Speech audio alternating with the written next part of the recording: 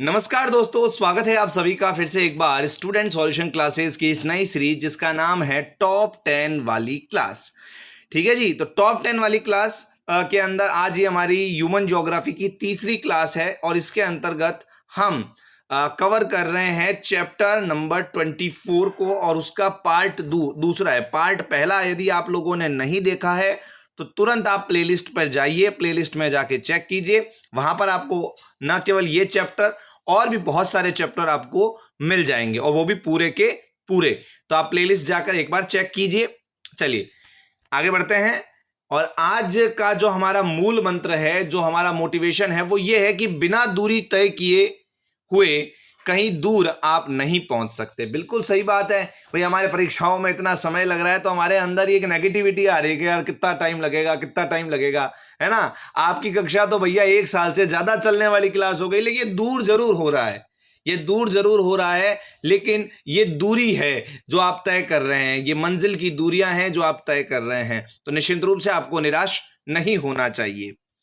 चलिए विद्यार्थियों, पहले प्रश्न की तरफ बढ़ते हैं। पहला प्रश्न है हमारा, राजस्थान में उद्योगों का विकास समझाइए। राजस्थान में इंडस्ट्रीज कैसे डेवलप हुई है उसके बारे में बात करते हैं। आइए देखिए, स्वतंत्रता प्राप्ति के समय राजस्थान में आधुनिक दृष्टि से बड़े उद्योग नगण्य थे, यानी कि बहुत बड़े बड़े उद्योग यहां पर देखने को नहीं मिलते थे। ठीक है, यानी कि बिग इंडस्ट्रीज नहीं थी, ज्यादा छोटी छोटी इंडस्ट्रीज थी। राजस्थान का गठन जिस समय हुआ था, राजस्थान का गठन हुआ था। अच्छा, जो लोग इतिहास के हैं वो मुझे बताएंगे कि राजस्थान का गठन कब हुआ था और राजस्थान दिवस कब मनाया जाता है। इन दो प्रश्नों का उत्तर आप मुझे नीचे कमेंट बॉक्स में देंगे। राजस्थान के गठन के समय मात्र 11 वृहद उद्योग थे। कितने थे? 11 वृहद उद्योग थे और 207 पंजीकृत छोटे छोटे कारखाने थे। स्वतंत्रता प्राप्ति के बाद केंद्रीय व राज्य सरकारों ने पंचवर्षीय योजनाएं, यानी जो 5 साल की जब अपनी योजनाएं होती है, पंचवर्षीय योजनाओं का प्रारंभ कब होता है? 1950 में एक योजना आयोग बनाया गया था और वो योजना आयोग जो है ये पंचवर्षीय योजनाओं को कवर करता है। तो पंचवर्षीय योजना में राज्य के औद्योगिक विकास हेतु प्रयास करना प्रारंभ किया गया था। ठीक है, तो यानी आप समझ गए। तो राजस्थान जिस समय तैयार हुआ था उस समय ज्यादा उद्योग नहीं थे, लेकिन 5 ईयर प्लान के बाद में धीरे धीरे इंडस्ट्रियल डेवलपमेंट यहां पर स्टार्ट हुआ है। देखिए, अगर हम वर्तमान की बात करें तो वर्तमान में औद्योगिक विकास हेतु, इंडस्ट्रियल डेवलपमेंट हेतु 36 जिला उद्योग केंद्र और 7 उप केंद्र कार्यरत है। ठीक है, 36 जिला उद्योग केंद्र, जिला उद्योग केंद्र। और ये क्या करते हैं जी, इनका क्या मुख्य काम होता है? तो ये लोग क्या करते हैं, ये जो उद्यमी हैं, जो इंडस्ट्री लगाते हैं, को राज्य में उद्योग स्थापित करने हेतु मार्गदर्शन देते हैं, सुविधाएं बताते हैं कि क्या करना चाहिए, कहाँ से उनको लोन मिल सकता है, कहाँ से उनको मशीनें मिल सकती है, कहाँ से उनको लेबर मिल सकता है। ये सारी जानकारियां और उनके हितार्थ, उनकी आवाज सरकार तक और सरकार की योजनाएं उन तक पहुंचाने का काम ये जिला उद्योग केंद्र करते हैं। ठीक है, औद्योगिक विकास हेतु 2015 में विशेष आर्थिक क्षेत्र, ठीक है, स्पेशल इकोनॉमिक जोन, एक विधेयक पारित किया गया था और अब हमारे यहां पर भी स्पेशल इकोनॉमिक जोन बनाए जाते हैं। इनके बारे में अभी मैं आपको बताऊंगा, लेकिन उससे पहले एक सेकंड देखिए पहले ये चीज कि राज्य सरकार ने एक नारा दिया है, मेक इन राजस्थान, यानी राजस्थान में बनाइए। और ये नारा है, नार नहीं है, यहां पर थोड़ा सा आप सेट कर लीजिएगा, ये नारा है। ठीक है, नारा दिया है। उद्योगों के विकास हेतु सरकार ने कई सारी योजनाएं प्रारंभ की है। तो सबसे पहले देखो, यहां पर कोई कंफ्यूजन पॉइंट अगर आपको लग रहा होगा ना, तो वो है सेज। ठीक है, सेज क्या होता है? स्पेशल इकोनॉमिक जोन, उसे हम यहां पर समझते हैं। देखिए, स्पेशल इकोनॉमिक जोन क्या होते हैं? देखो, नाम से एकदम पहले तो स्पष्ट देखो, हर चीज की परिभाषा जो होती है वो उसके नाम में छिपी होती है। स्पेशल इकोनॉमिक जोन यानी एक ऐसा स्थान तय कर देंगे जहां पर आर्थिक व्यवस्थाएं जो है बहुत अच्छे से चल सके, जहां पर इंडस्ट्री बहुत अच्छे से चल सके। तो सेज में अपने को क्या क्या होता है? सेज में देखो, सबसे पहला काम फॉरेन इन्वेस्टमेंट। ठीक है। फॉरेन इन्वेस्टमेंट को प्रोत्साहित किया जाता है। बहुत सारी जो फॉरेन कंट्री से जो लोग इन्वेस्ट करना चाहते हैं वो उनके लिए सेज बना दिया गया, जिसके माध्यम से वो इस पे उनको पता लग जाता है कि यहाँ इंडस्ट्री लगानी चाहिए या इंडस्ट्री नहीं लगानी चाहिए। जैसे अपने बीकानेर की बात करें तो जैसे रानी बाजार इंडस्ट्रियल एरिया है, अपने यहाँ पर खारा है, तो ये लोग इनको क्या कर रखा है जी, सेज बना रखा है, स्पेशल इकोनॉमिक जोन बना रखा है। उसके अलावा यहाँ पर इंप्लॉयमेंट, फुल फ्लैश इंप्लॉयमेंट मिल जाता है।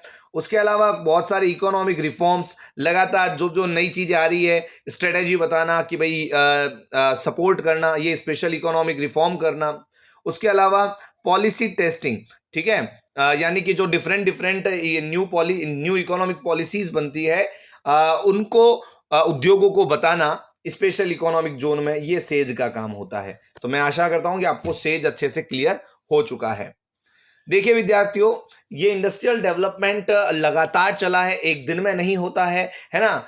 कोई भी चीज, कोई भी काल एक दिन में नहीं होता है। हमारे हाथ में कोई रिमोट कंट्रोल नहीं है या फिर कोई स्विच नहीं है जिसको ऑन किया तो देखो नया दिन आ गया और ऑफ किया तो पुराना हो गया, तो ऐसा कुछ नहीं होता है। हर चीज में समय लगता है, हर चीज में टाइम लगता है, तो इसमें भी टाइम लगा है। और ये समय जो हम बात करें तो industrial policy was formed in 1978, 1990, 1998, यानी कि 78 में, 90 में और 98 में कंटिन्यूसली स्टेट गवर्नमेंट द्वारा इंडस्ट्रियल पॉलिसी बनाई गई है ना। इसको देखिए, इंडस्ट्रियल पॉलिसी, इंडस्ट्रियल पॉलिसीज कब फॉर्म की गई है? 1978, 1990 और 1998 में स्टेट गवर्नमेंट ने अपनी इंडस्ट्रियल पॉलिसी फॉर्म की है। इसके अलावा बहुत सारे स्पेशल इंडस्ट्रियल एरिया और इंडस्ट्रियल पार्क बनाए गए हैं, है ना। कई सारे बच्चे सोचते हैं यार इंडस्ट्रियल पार्क क्या होता है, वहां पे इंडस्ट्री वाले झूले होंगे, है ना। नहीं नहीं, ऐसा नहीं होता है। इंडस्ट्रियल पार्क वही एक तरीके से स्पेशल इकोनॉमिक जोन ही होते हैं जहां पर स्पेशल इंडस्ट्री होती है, ठीक है।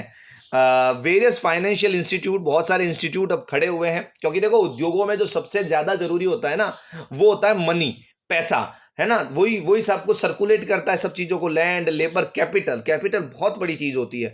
तो हर उद्योगपति को क्या चाहिए होता है? लोन चाहिए होता है। तो उस लोन की व्यवस्थाओं के लिए स्पेशल फाइनेंशियल इंस्टीट्यूशन बनाई गई है, जैसे आप Rajasthan industry and mineral department corporation, Rajasthan non agree development authority, है ना, राजस्थान उद्योग और खनिज संसाधन निगम, राजस्थान खनिज निगम, ये सभी चीजें यहाँ पर बनाई गई है, जिसके माध्यम से उद्योगपतियों को स्पेशली सहायता पहुंच रही है। ये पहला प्रश्न बिल्कुल समझ में आ चुका है आपको। देखो एक प्रश्न में बहुत सारे प्रश्न है देखे जाए तो, यहाँ पे छोटा सा प्रश्न आपके लिए मैंने सेज का बना दिया। यहाँ पर आपने ये समझ लिया कि industrial development time to time कैसे हुआ है।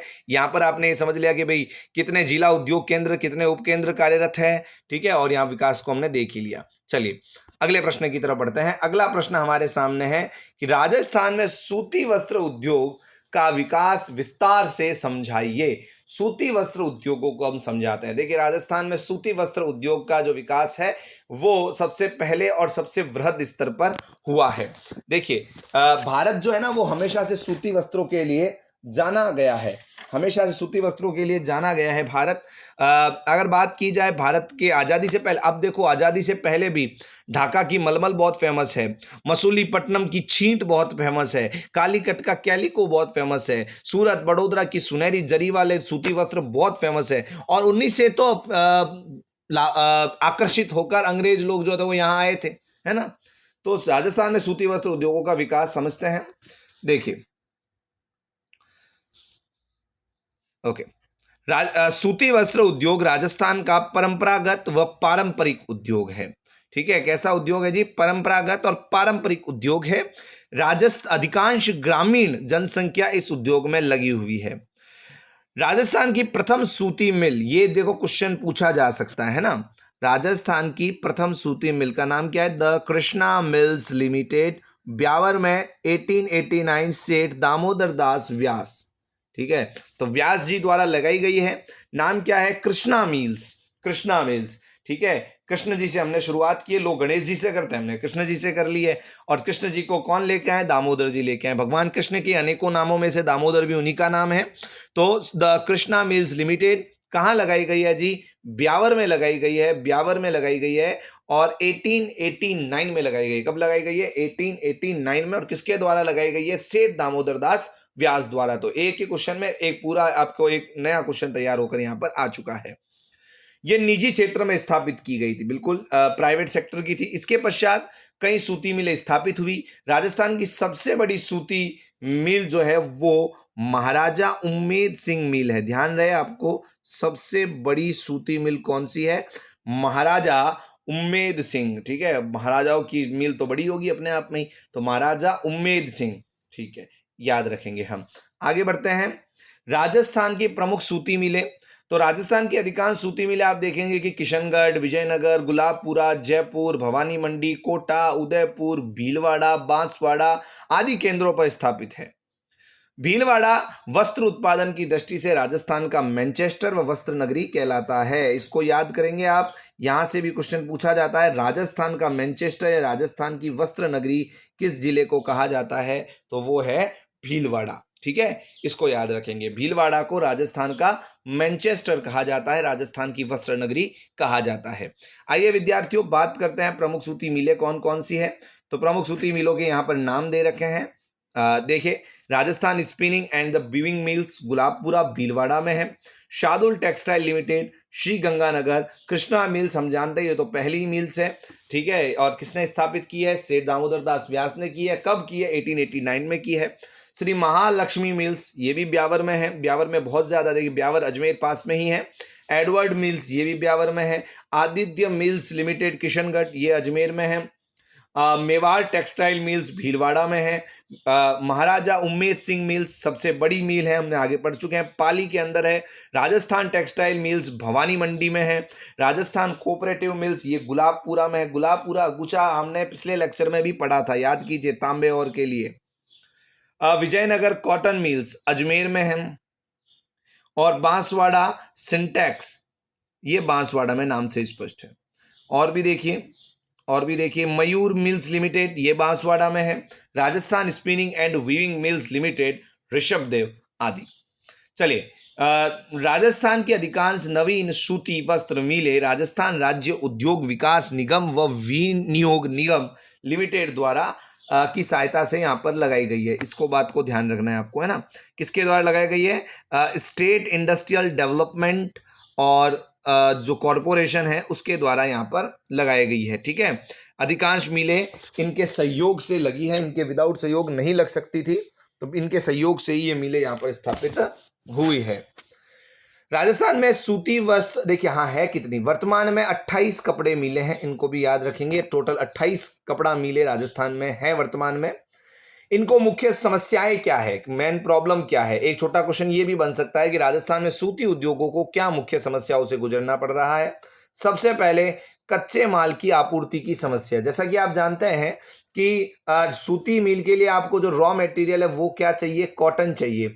और कॉटन राजस्थान में ज़्यादा नहीं होता है। कॉटन कहाँ होता है? जहाँ पर क्या पाई जाती है? ब्लैक सॉइल पाई जाती है, काली मृदा पाई जाती है। ठीक है, तो काली मृदा जहाँ पाई जाती है उस वहाँ पर ही क्या होते हैं? कॉटन उगता है। तो जहाँ जहाँ काली मृदा पाई जाती है उतना एरिया राजस्थान के पास नहीं है। इस कारण कच्चे माल की आपूर्ति की सबसे बड़ी समस्या है। दूसरा, वातावरण कैसा चाहिए होता है जी? इसके लिए गीला वातावरण चाहिए होता है, आर्द्र वातावरण चाहिए होता है। लेकिन यहाँ पर कैसा है जी? बहुत ही शुष्क वातावरण है, बहुत ही ड्राई है। ठीक है, इस कारण भी हम यहाँ पर इतनी सूती मिलें नहीं देख रहे हैं। ऊर्जा की अनियमित व अपर्याप्त मात्रा, है ना। हमारे यहाँ तो है ना, बादल दूर से भी दिखे तो ही लाइट काट ली जाती है ना। तो लाइट की बड़ी समस्या है। पुरानी व छोटे आकार की मशीनें, अभी भी पुरानी मशीनों पर ही चले जा रहे हैं। पूंजी की कमी, कैपिटल कम है। और लेबर ज़्यादा पढ़े लिखे नहीं है। पढ़े लिखे होने का मतलब अब ट्रेंड नहीं है ना। वो जो मिलें चलाने के लिए जो उनको एक्सपीरियंस चाहिए, जो ट्रेनिंग चाहिए, वो उतनी नहीं है, अकुशल श्रमिक है।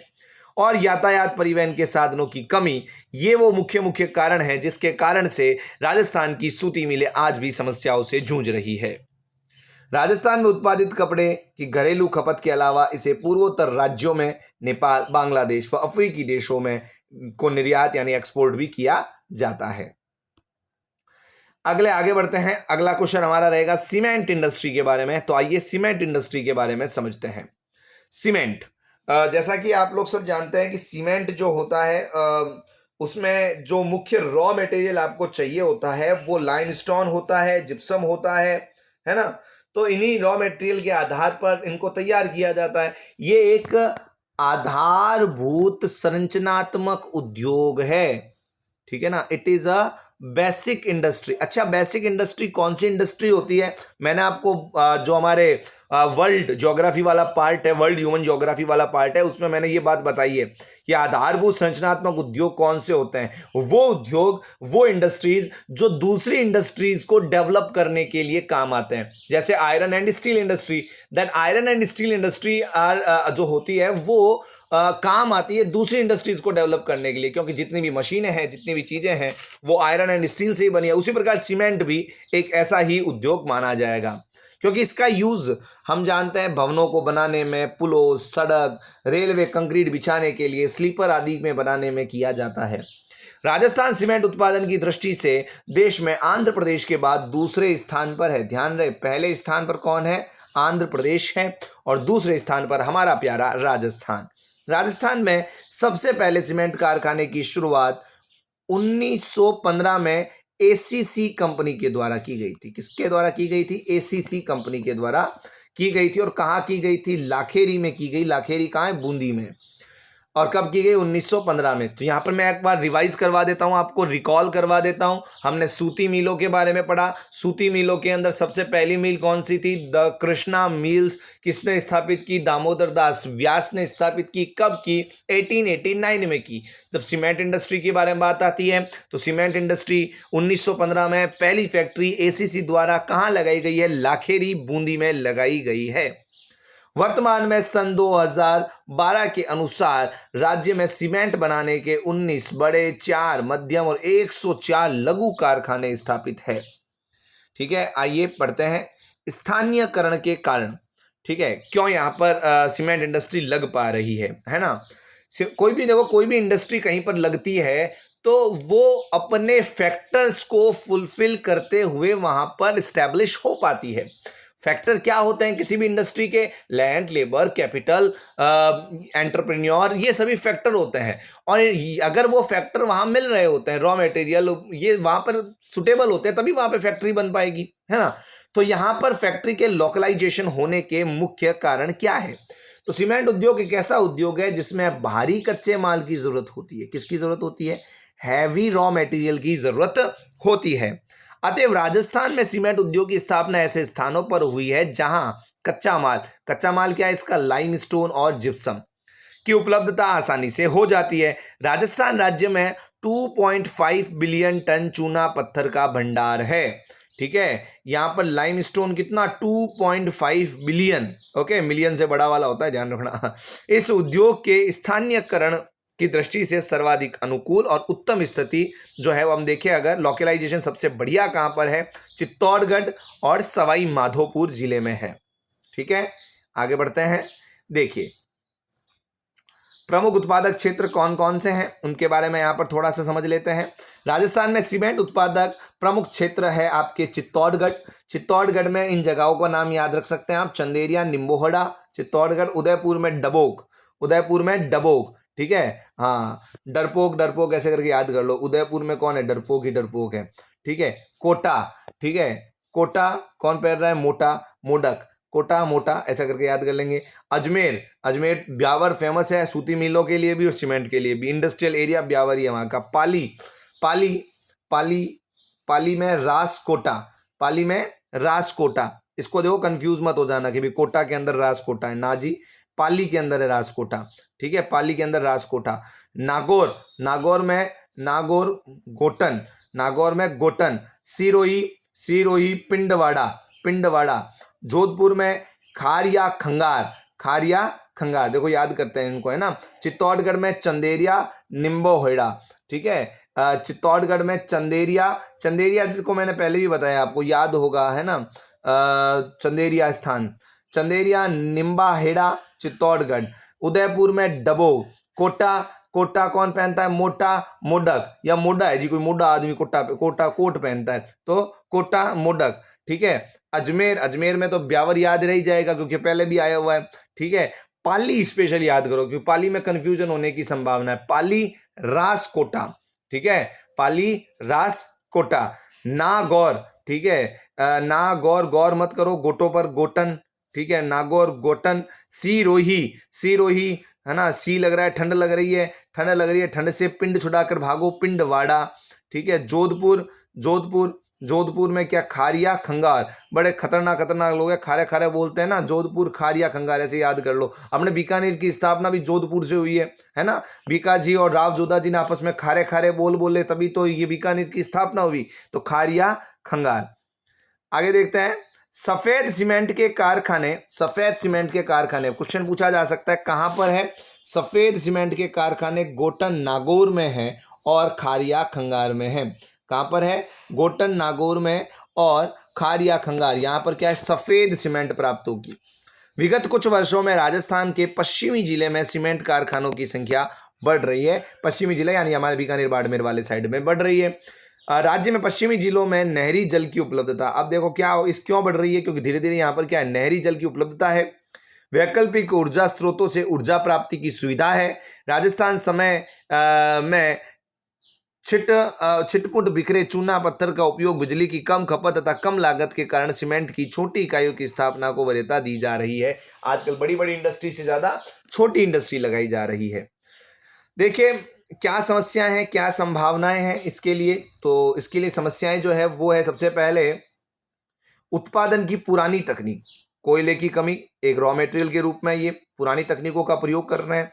विद्युत की अनियमित आपूर्ति, बराबर इलेक्ट्रिसिटी आती नहीं है, वही मैंने बताया ना, लाइट बादल तो दूर से दिखते ही लाइट काट लेते हैं और यातायात है, परिवहन साधनों की आपूर्ति कम है, अपर्याप्त मांग, इतनी डिमांड नहीं है, और पूंजी की कमी, ये वो रीजन है। राजस्थान में सीमेंट उद्योग के विकास की पर्याप्त संभावनाएं हैं। यहाँ की भौगोलिक परिस्थिति इस उद्योग के अनुकूल भी है और उत्पादन की आधुनिक तकनीकों का उपयोग, नई मॉडर्न टेक्नोलॉजी का यूज करके सीमेंट की उत्पादकता को प्रोत्साहित किया जा सकता है, सीमेंट इंडस्ट्री को और ज्यादा डेवलप किया जा सकता है। ठीक है, तो राजस्थान में बहुत ज्यादा इसकी संभावना है। अब चलते हैं हमारे चौथे प्रश्न की ओर। चौथा प्रश्न है, describe the rural development in Rajasthan. Okay, describe the rural development, गांव के विकास को समझाइए जी। राजस्थान गांव का प्रदेश है, ठीक है ना।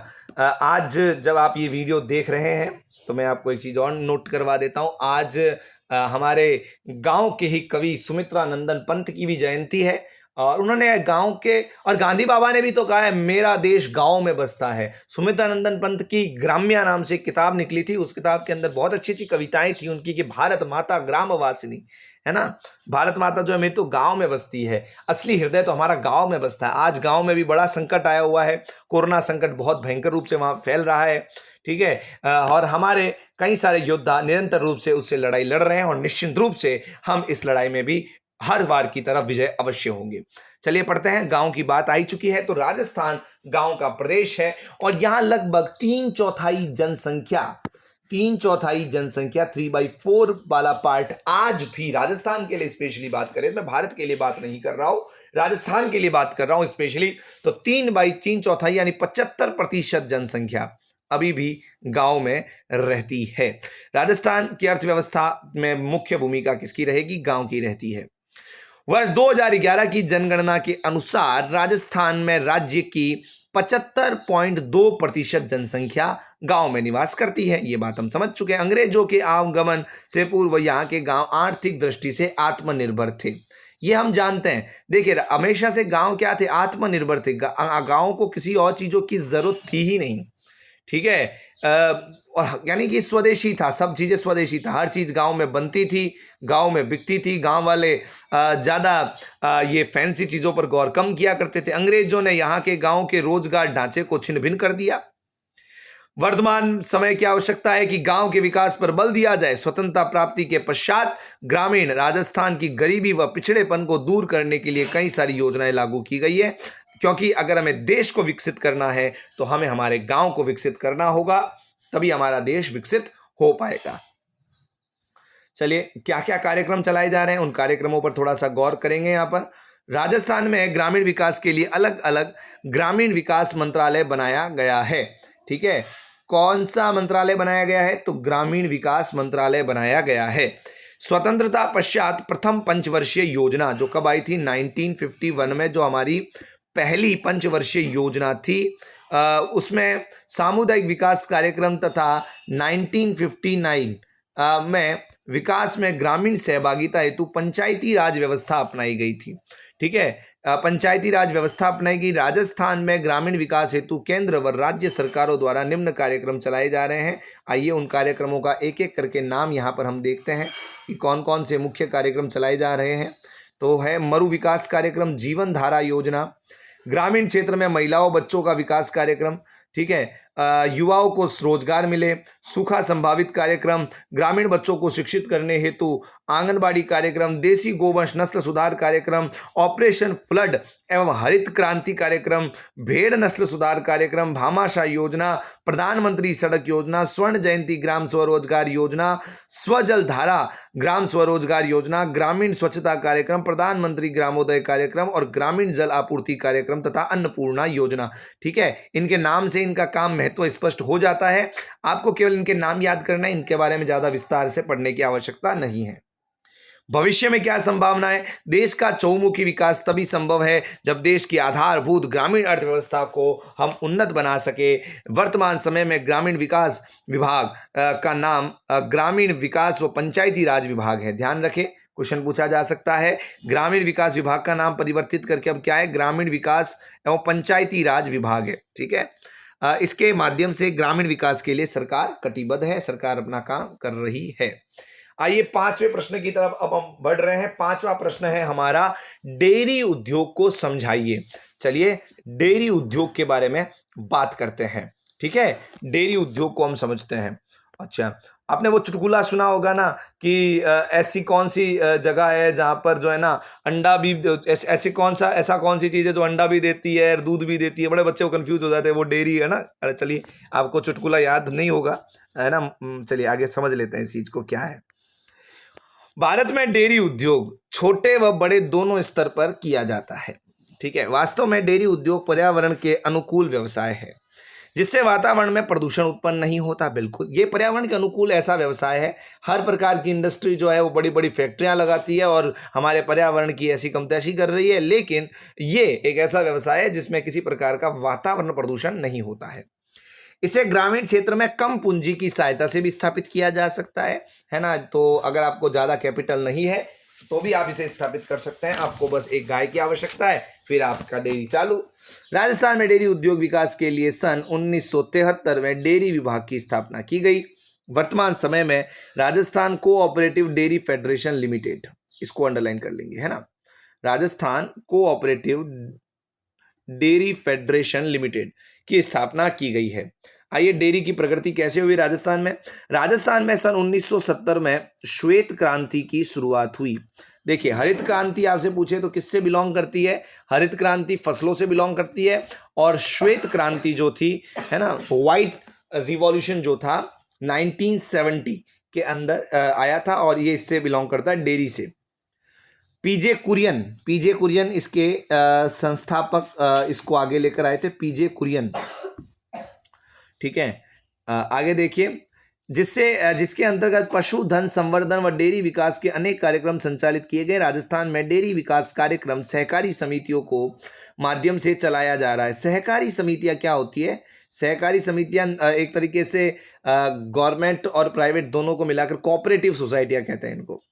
इस कार्यक्रम के अंतर्गत दिसंबर 2012 तक 12,631 प्राथमिक दुग्ध उत्पादक सहकारी संघ राज्य स्तर के संस्थान सहकारी डेयरी फेडरेशन लिमिटेड जयपुर से संबंध किया गया है। वित्तीय वर्ष 2012-13 दिसंबर 2012 तक आरसीडीएफ